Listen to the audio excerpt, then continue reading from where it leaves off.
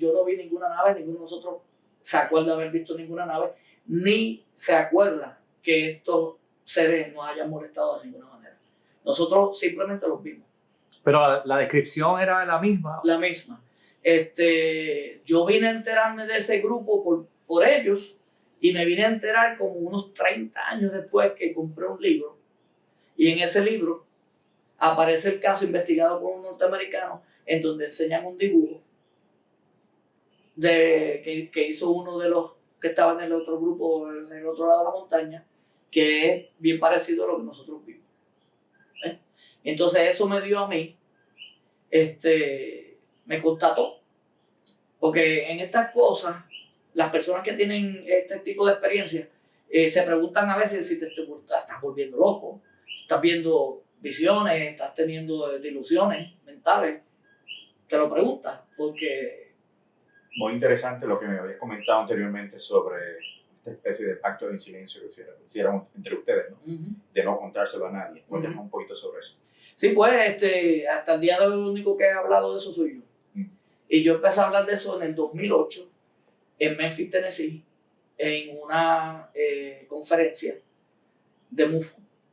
Desde que me pasó eso, yo tuve una experiencia 4 años antes aquí en San Sebastián, en donde vimos un orbe gigantesco en un campamento religioso en el barrio de Guasio, en una capilla al aire.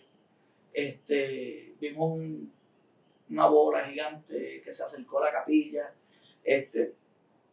La gente de la iglesia pensó que eso era una cosa divina y yo empecé a crecer con una confusión porque yo creía que yo tenía una misión religiosa de Dios.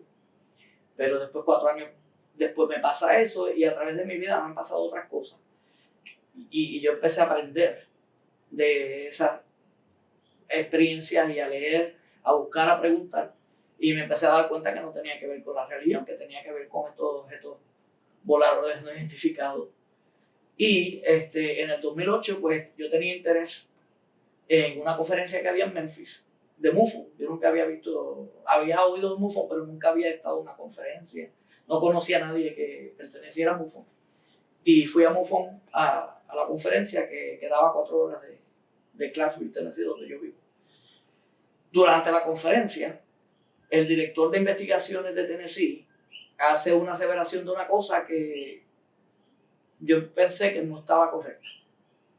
Y entonces las preguntas y los comentarios, yo levanté la mano, hice un comentario y dije, mira, esta parte que tú dices, yo tenía una experiencia con esto y a mí me parece que no es así, que es así, así, así. Entonces él me dijo, yo quiero hablar contigo después. Entonces después que empezamos a hablar, yo le conté a él experiencias que me han pasado a través de la vida referente a esto y le hice el cuento del yunque. Y entonces ellos me ofrecieron que si yo quería coger un curso para entrenarme para hacer investigación. Y yo les dije que sí. Entonces yo tomé el curso de MUFON y de ahí en adelante pues me convertí en un investigador de campo para MUFON en el medio de Tennessee. El director de MUFON en Tennessee de investigaciones me enviaba casos y yo los iba a investigar. Héctor, después de esta experiencia, ¿tú crees que se pueda regresar al yunque a hacer una investigación? Se ha hablado de presencia militar allí. Muchas personas han dicho que amablemente los acompañan para despedirse del yunque cuando empiezan a hablar de cosas extrañas. ¿Qué poder tenemos? ¿Qué vamos a hacer con el yunque en Puerto Rico? Cuando llegue el momento, yo estoy consciente de la situación que hay en el yunque, de que no puedes entrar en ciertos lugares. Hay montones de gente que han tratado de entrar en el yunque a ciertos lugares desde hace un montón de tiempo y hay lugares que están cerrados. Es muy temprano para mí decir lo que yo voy a hacer, porque ahora mismo estamos en las etapas primarias del experimento y de alguna manera, si es posible, vamos a tratar de poner una estación allá arriba.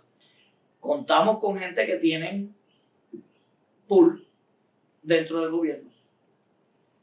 Quizás, digo yo quizás, no sabemos porque es muy en el futuro. Quizás habría que sacar unos permisos. Quizá en el momento en que se vaya a hacer este experimento ya la mentalidad sea más amplia y no haya problema. Con el personal debidamente capacitado para hacer este tipo de investigaciones, ¿se va a acabar el hermetismo del yunque? Sería bueno, pero eso es una aseveración que yo no puedo decir. Hasta que se hagan los experimentos no sabemos lo que va a ocurrir. Para eso es que se hacen los experimentos. Para sacar la data y seguir la data, no seguir creencias y seguir lo que la data te diga que es.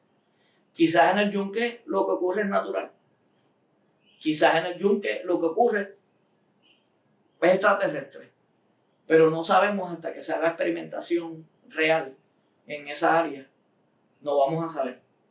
Por lo tanto, yo no voy a decir ni una cosa ni la otra. Lo que voy a decir es que yo voy a intentar de poner una estación ahí en algún momento. Eso sí puedo decirte que voy a intentar. Héctor, para finalizar la entrevista, quisiera hacerte una pregunta. Yo sé que este viaje personal que te ha llevado hasta acá, ¿no?